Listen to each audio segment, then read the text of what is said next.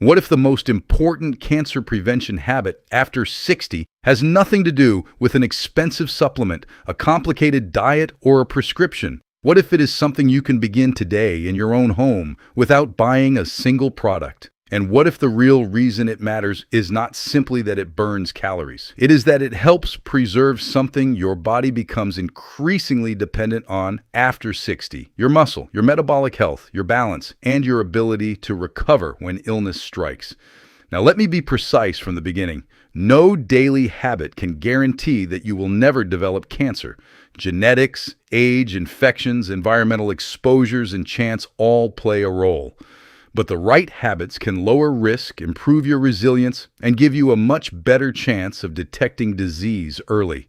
My name is Dr. William, and today I want to walk you through 5 of the most important daily cancer protection habits for adults over 60, ranked from important to most powerful.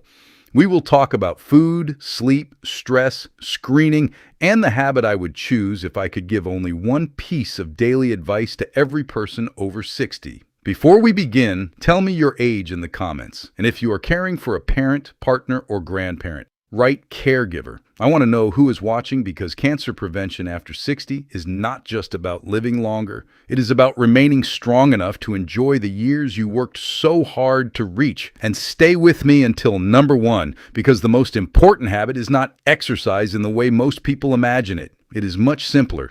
Let's begin with habit number 5. Habit number 5, make your everyday food look more like food. After 60, many people become more vulnerable to a combination of problems that quietly reinforce each other. Muscle mass declines, blood sugar becomes harder to control, appetite may change, activity levels often fall, and highly processed foods become increasingly convenient. The problem is not that one cookie or one frozen meal suddenly causes cancer. That is not how cancer works. The concern is the pattern. The American Cancer Society recommends an eating pattern built around vegetables, fruits, beans, whole grains, nuts, seeds, fish, and poultry, while limiting red meat, processed meat, sugar-sweetened beverages, and highly processed foods. This matters because the foods that support healthy aging are often the same foods that support a healthy body weight, better bowel function, and more stable blood sugar. In 2023, researchers working with the International Agency for Research on Cancer analyzed data from more than 266,000 people across 7 European countries. They found that higher consumption of ultra-processed food was associated with a greater risk of developing multiple chronic conditions, including cancer and cardiometabolic disease. That type of study can show an association. It cannot prove that a particular packaged food directly caused cancer in a particular person. But the direction of the evidence is important. Highly processed foods often contain more calories, salt, added sugar, refined starch, and processed meat, while displacing the foods your body needs for fiber and micronutrients. And after 60, the goal should not be perfection. The goal should be replacement. Imagine a composite example. A 68-year-old man has toast with sweetened spread for breakfast, a packaged sandwich for lunch, and a frozen meal at night. He decides not to start a punishing diet. Instead, he makes 3 substitutions. The sweet breakfast becomes oatmeal with berries and walnuts. The packaged lunch becomes beans, soup, or a simple chicken and salad meal. And one frozen dinner each week becomes fish, vegetables, and whole grains. That is not a detox. That is not a miracle protocol. It is simply giving the body more of what it can use and less of what it does not need. Starting today, choose one ultra-processed food you eat almost every day and replace it with a whole food alternative. Do not attempt to redesign your entire life overnight. One useful substitution repeated for a year is more powerful than a perfect plan abandoned after 3 days. And now we need to talk about a habit that many people underestimate because they think its only purpose is to make them feel rested. Habit number 4, protect your sleep before you protect your supplements. When you sleep, your body is not switched off. Your brain is regulating hormones, your immune system is communicating, your tissues are repairing, and your metabolism is responding to the previous day. This becomes especially important after 60 because aging is already associated with changes in sleep structure. Many older adults spend less time in deep sleep, wake more frequently, or develop sleep problems connected to pain, medications, alcohol, anxiety, or sleep apnea. The immune system also changes with age. Scientists refer to part of this process as immunosenescence, meaning that immune responses can become less coordinated and less effective. Sleep is not a magic shield against cancer, but poor sleep can affect immune regulation, inflammation, blood sugar, mood, and physical activity, all of which influence healthy aging. A laboratory study published in Frontiers in Immunology examined chronic sleep deprivation in mice with liver tumors. The sleep-deprived animals developed larger tumors and showed changes in immune cells inside the tumor environment. This is important evidence, but it is animal evidence.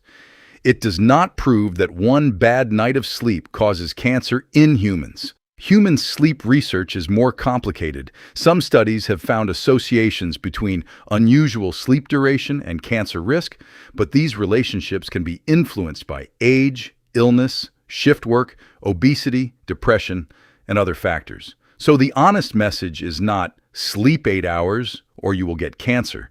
The honest message is that consistent restorative sleep is one of the simplest ways to support the systems your body uses to recover.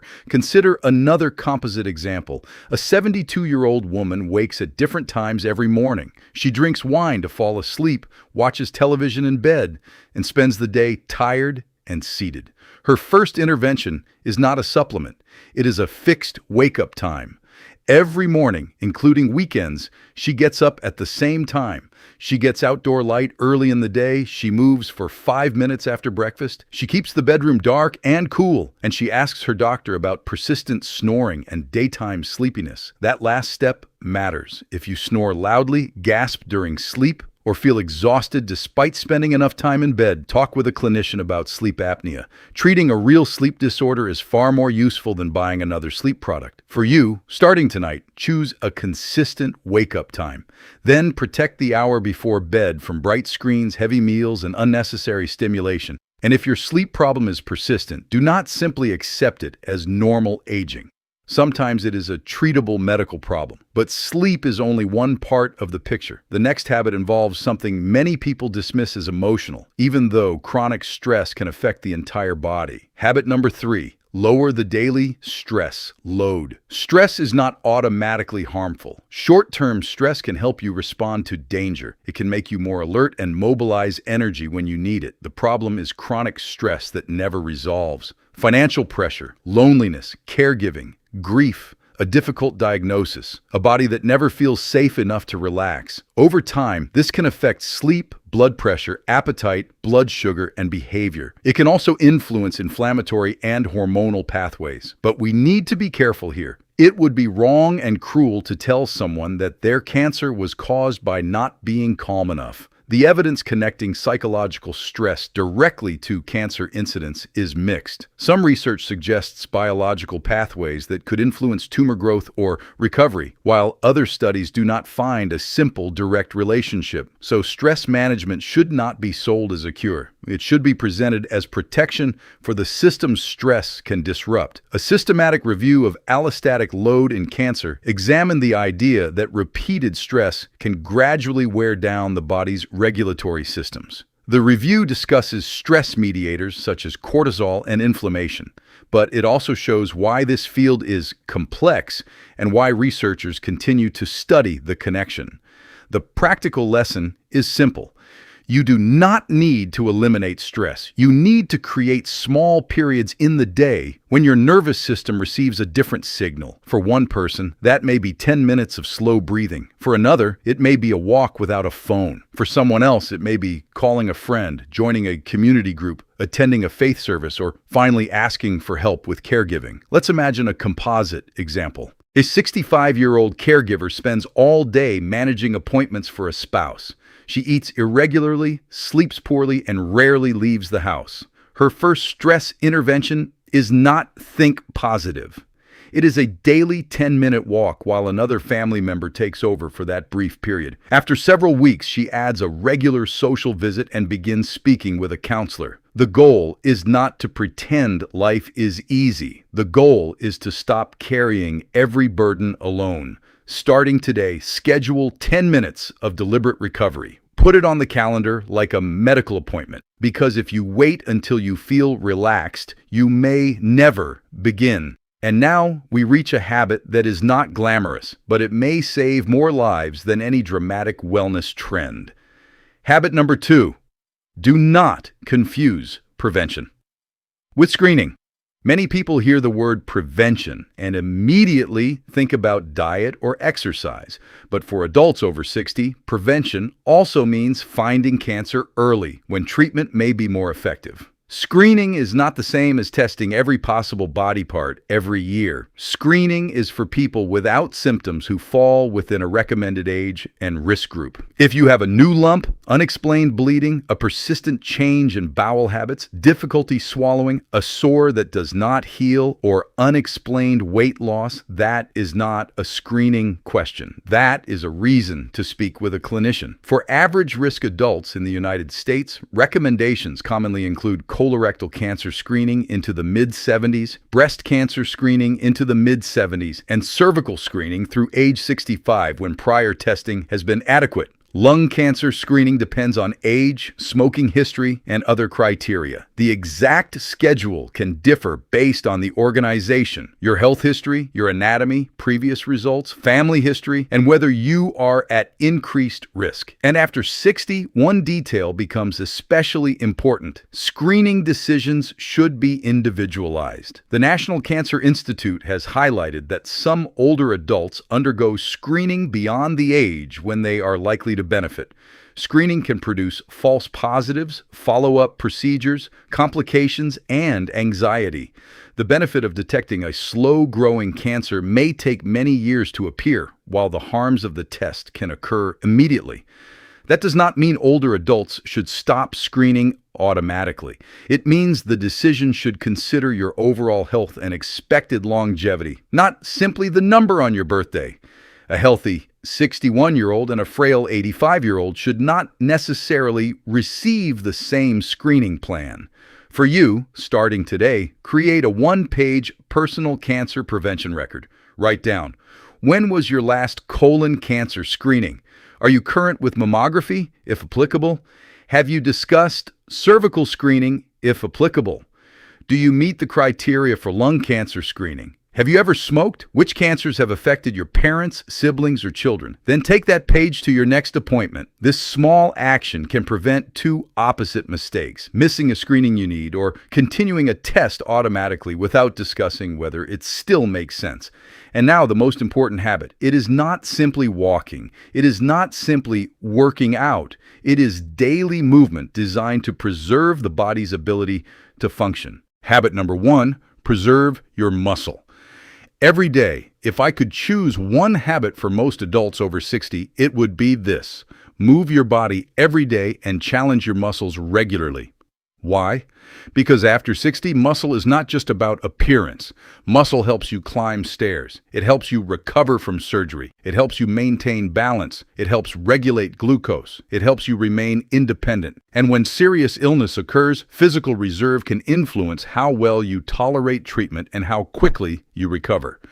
The age-related loss of muscle and strength is often called sarcopenia. A review in Geriatric Oncology explains that older adults with cancer are at increased risk of sarcopenia, and that sarcopenia is associated with higher risks of treatment toxicity, disease progression, and mortality. That does not mean strength training prevents every cancer. It means preserving strength may give your body more reserve before, during, and after illness. The same review discusses exercise interventions incorporating resistance training. In cancer populations, these programs have been associated with improvements in muscle mass, physical function, strength, and quality of life. The American Cancer Society recommends that adults get regular physical activity each week, including moderate or vigorous aerobic activity, and include strength exercises. For many adults, the weekly target is 150 to 300 minutes of moderate activity, or 75 to 150 minutes of vigorous activity, adjusted to individual ability. But if you are currently inactive, those numbers can sound overwhelming. So start smaller. After breakfast, Walk for 10 minutes. After lunch, stand up and move around the house. Twice a week, perform safe strength movements. Sit to stand from a sturdy chair, wall push-ups, heel raises, or resistance band exercises. If you have osteoporosis, arthritis, heart disease, balance problems, or a recent operation, get professional guidance first. And do not mistake soreness for success. The goal is consistent challenge, not injury.